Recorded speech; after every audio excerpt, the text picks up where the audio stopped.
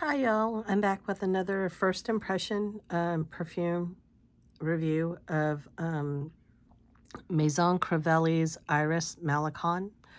And this is like a scent split sample that I bought, 2 mLs. Is it? Yeah. So spray, thank God. So basically, Maison Crivelli is known for extrait strength perfume. So I had previously reviewed or did a first impression of the infamous Hibiscus by Maison Crivelli, and I told you that it was so strong that it like blasted out my nostrils. So I was a little wary of trying them again so soon after I got COVID, because I'm slowly regaining my senses. And but however, it's just so intriguing. I love Iris perfumes, and quite a few people that I respect, like Sebastian, the perfume guy, really liked Iris Malikhan. So, yep, I thought I'd jump on the wagon and take it out of this giant sample pack that I still have to do like reviews on and stuff, and give it a go. So this morning I sprayed 2 healthy sprays of this on the top of my hand, and it is, first of all, the notes are sun-kissed cypress, mastic. Mastic is the resin of this tree. I forget what it is, but it grows in Lebanon and sometimes in Greece. And it's kind of like in the Mediterranean type tree. It has like a licorice or something type, ouzo type scent to it that's really special and unique. They also use mastic as they use the gum, so it's a resin that's clear, and I had some, and I even chewed it. It's kind of like piney, and when they chew it for like refreshing their breath, they also put some of it into the ice cream. So the ice cream from these areas are very like chewy, and they pull. They have a lot of like texture. They don't just melt away, and a lot of body. So that's like a very cool like scent. Also, one of the green scents from Tom Ford, that green line, Bois something, or Vert de Bois or something, has, I think, or is it Vert de something else, has that mastic note in it. That's really, really interesting. So, but the main note in this is iris. And for when they mean iris, they mean orris butter. Yes, thank you. So this is not just the powdery, sweet, innocent iris. This is actually the butter. And I am a orris butter addict. I have bought like many perfumes just so I can smell that orris butter note. And I had one that where the orris butter was only in the top half, but it's like so good that one time I ended up spraying like 20 sprays in one day to refresh myself, because I really wanted to only smell that top note. The bottom note I didn't like so much because it was like kind of like a spiky wood, and that was Iris Rebelle, since discontinued from Atelier Cologne. So anyways, that's how much I love orris butter. And anytime there is an orris butter heavy perfume, I want to sniff it. And I do eventually want to buy some of it, or I want to have some part of it. So this thing is actually surprisingly sweet to me. Usually when they have orris butter and, cypress and stuff like that, leather, amber, it's going to be more on the earthy side. I don't find this much earthy at all.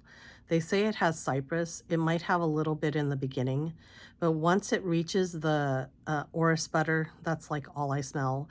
But there's always something sweet on the back end. So it might have like vanilla or something. Yeah, it does have vanilla. It's also very powdery, so it's not just because there's Mimosa Absolute, and it has that hay-like, very powdery um, type of texture at the end, and it's quite vanillic at the end. I mean, you can smell the vanilla from the beginning because vanilla is a very round note, and it kind of like vanilla kind of like rounds off everything basically. So you can smell some of the vanilla during the orris phase, but it's kind of like in the background. But towards the end, it becomes very vanillic, and there's a leather accord, ambers, and musk. But basically, to me, I mostly smell vanilla powder towards the end. It's not like overwhelmingly sweet because there's leather, there's amber, there's musk to sort of air it out. But it's definitely the orris butter does not last from beginning to end. And I accept this now. You know, I accept this now. Not graciously, but yes, I I do like if I could only have the orris butter note 24/7, that's all I would go for. That's how addicted I am to this thing. And I have an addictive personality, but I can put up with the vanilla powder and stuff like that. So this perfume is actually not I don't think that this perfume is I think it's kind of worth it, especially if you like orris powder. I mean, orris butter. Orris butter is very expensive, so I accept that they would have like 260 is for the large bottle, 100 mils, but they also offer a 1 ouncer, which is like 30 mls, a great size for people with a big collection. So that is 120. That's actually not bad. And yeah. So, but for 45 bucks, 45.50, I can get like a 7 mLs large spray sample size. I think this is 7 ml. This is probably the size from Scent Split.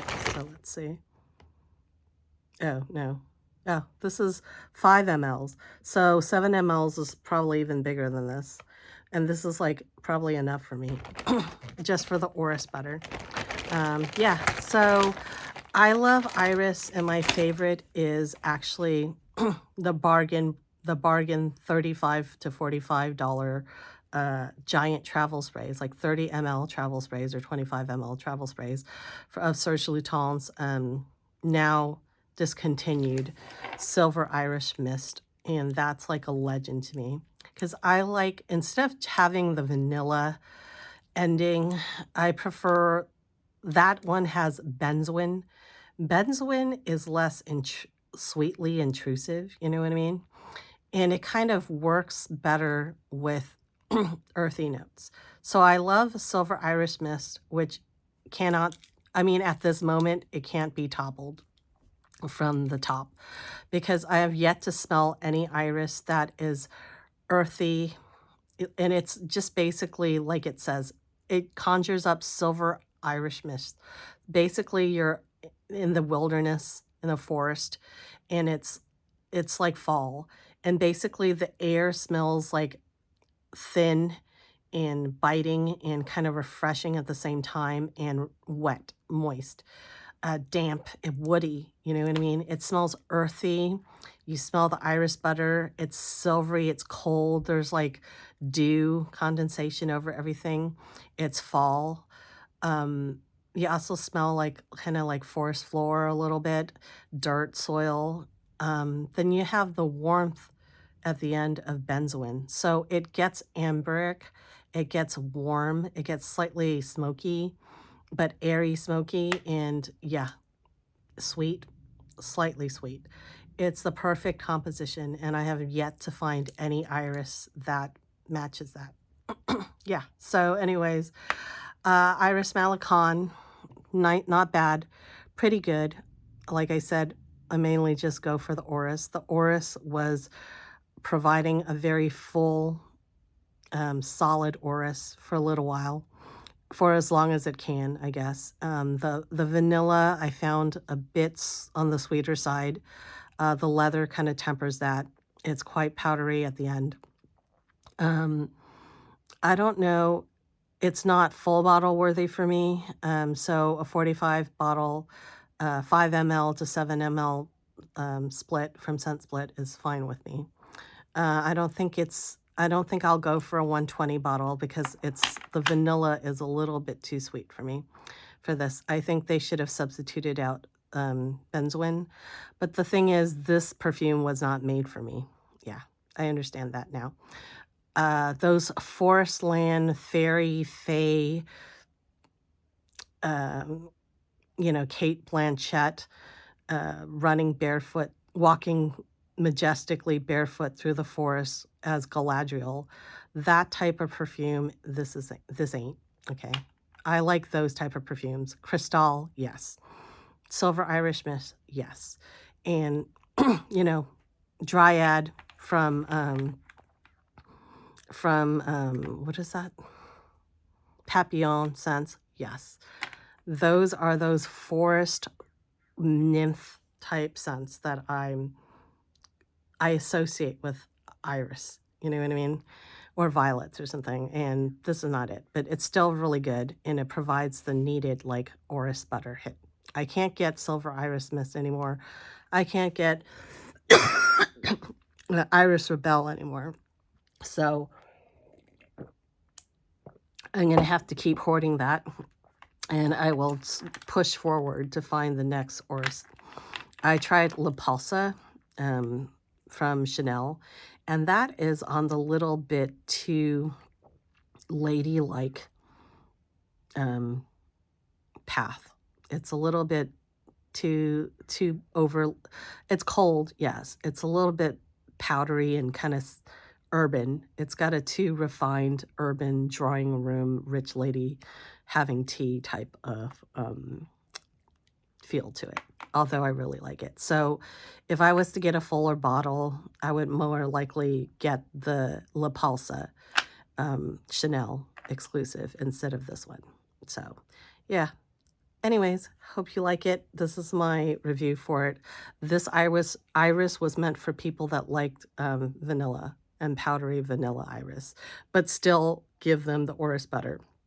So these people had not probably smelled the orris butter before, or the orris butter was in these like earthy perfumes that they can't abide by. So in this way, they can have the powdery vanilla and the powdery iris with a hit of the orris butter. So I totally understand. This is trying to deliver the orris butter to a different audience than me, but I still appreciate it. Just not full bottle worthy. Okay, thanks a lot. Have a good one. Bye.